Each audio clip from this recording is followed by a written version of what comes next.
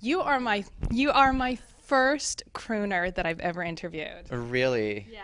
Is your first the most memorable? Yeah, it will always be the most memorable because you were my first. So Fantastic. How many crooners are there? There's like four of us, I I think. know it's kind of now it's a different generation. If I'd said that in like maybe the 30s or Yeah. 40s, I would have been shamed out of It's business. like, this is my first rapper I've interviewed.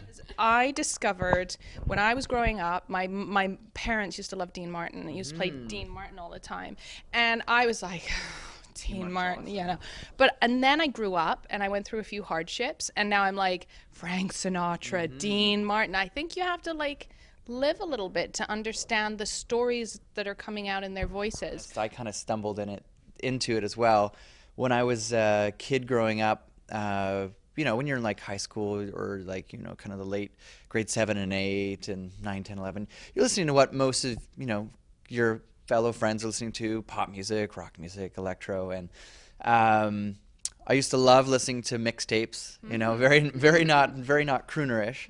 But when I was on a trip with some friends, somebody gave me a copy of this cassette of like greatest crooners of all time. And I never heard crooners singing. So I heard them. I was like, "Oh, this is kind of cool. Little cheesy, but ultimately it was musical. I guess musical cake to my ear. It was just like I was just falling in love with it. So I quickly discovered that all these fantastic arrangements were available on cassette karaoke. So I used to go to a lot of karaoke bars, and I'd be like really, cheesy singing. I mean, non-alcoholic, because I was only like 16 or 17. And my one of my buddies said, you should try this for real. So long story short, there was this all-girls high school having a talent competition, and I brought my karaoke tapes, thinking it was just going to be like, whatever, I'll get up there and sing. And these girls were fighting over my number, and I said, I don't care what kind of music this is. This is my ticket. Your album is called My Funny Valentine, a Chet Baker Songbook. Now, tell me, I don't think everybody knows a lot about Chet Baker, so tell me a little bit. Yeah, it's very interesting. When I ask people, do you know who Chet Baker is? People go, yeah. And I go, how about My Funny Valentine? Everyone's like, oh, yeah, I love that song. And the most interesting thing about Chet Baker is he was an instrumentalist first and then kind of got into vocals in the 50s and then 60s. And he was kind of the later generation of, I guess, singers or jazz singers, most likely because he was from a movement called the West Coast Jazz, which was from California. And it wasn't, remember that jazz and crooning was big in the 40s and early 50s. So he was kind of a latecomer, but because of his musical ability, he was, everyone took note of him. And then came the sex, drugs, and rock and roll, and he had this really weird bad boy image. He's like the James Dean of jazz music. But the one thing I like about him, I mean, his music is awesome, but the way he sings, and it kind of gave me a different point of view of how to sing, because the crooners are, like, New York, and they're like doing the can everything, and Chet Baker was more like, I'm singing a lullaby to my child. Or we're lying in bed together and I'm just going to twiddle with your hair instead. Oh, sorry. This is my first crooner. I could do crooners all the time. Only interview crooners. Carry on. I'm listening. I know. This is, attentively. if I was drinking, it'd get worse. But so very intimate, very romantic. And that's what really turned me on to, Chet's way of singing, because it was a total opposite way of the way that I had learned how to sing. And that's totally what I picked up on the album. I've heard it and I loved it. It's the instrumental side of it that I really felt, like you said, it's not that kind of big band bravado. And you had like an 80-piece orchestra? Yeah, I mean, it went from like 75 to 85 depending on the song, but there's something about a huge orchestra and the way they just like, I remember when I heard the orchestra playing, I walked out on the studio floor and like all the hair on my, this is just awesome. And it's very what's the word, it just got me very nervous to record the vocals, because these musicians are so awesome. I mean when you sing and there's like 80 of them all playing together, and I'm like, I gotta sing my vocals, right? So it took me a long time to get into it, but eventually I was just so proud of them. I mean, they did such a fantastic job.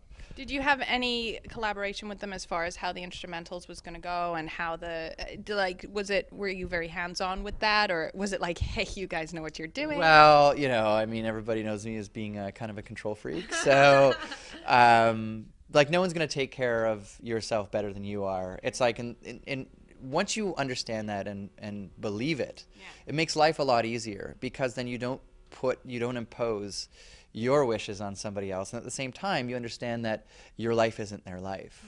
So I just said, okay, well, I'm just going to get involved and make this best I can. I'm going to push them to do the best job they can, but at some point you got to let them be creative, and you just lend suggestions. But that's the communication of music. It's all, how many of these arrangers do we have that get to do this on a regular basis?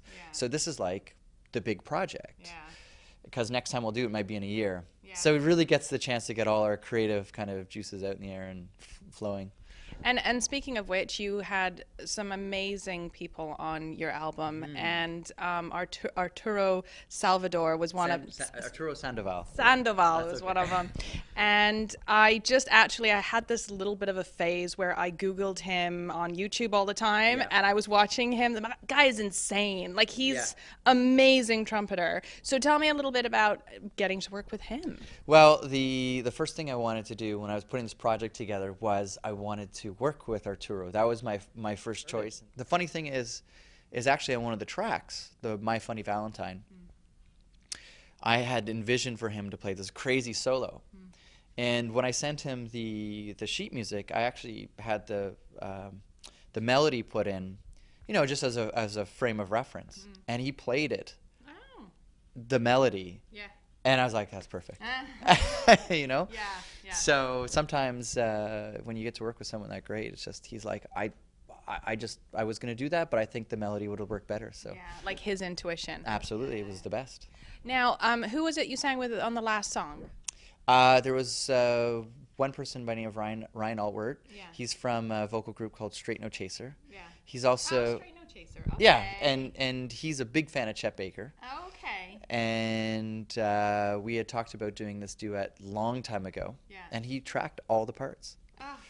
So cool. Beautifully done. Oh, it reminded me of that old like Sinatra 1940s Pied Piper kind of I'll never smile again. And you're like, ooh, right? You know what I mean? So he was fantastic. It's a beautiful song on there. I read this, and I'm not ribbing you on this even a bit. It's okay, don't worry, I get ribbed all the time. Where I come from in England, choir boys are considered quite prestigious, actually, and I don't know what it is here, but I know back in England it's like, oh, well, he was a choir boy. Then of course, so tell me how that contributed to your learning curve as a singer. Well, I'm being very serious about No. Of course, when you're 7 years old and you get thrown into being a choir boy, it's not your first choice. You want to play basketball and be on the sports team. But when I was a young kid, my parents threw me into the school, St. Michael's Choir School. It's from Toronto. It's been around for now 75 years, and best experience of my life. Kind of got me all ready for the musical career that I have today. Every day you'd sing an hour. Every week you'd have a performance, which would be singing at Sunday Mass. We used to go around the world touring. We went to Europe, we went to the Caribbean, we went all over North America. I mean, these are opportunities when you're 9 years old, 10 years old, 11 years old that most normal kids don't get. So being a choir boy and being with a bunch of the same guys for a long, we got in a lot of trouble.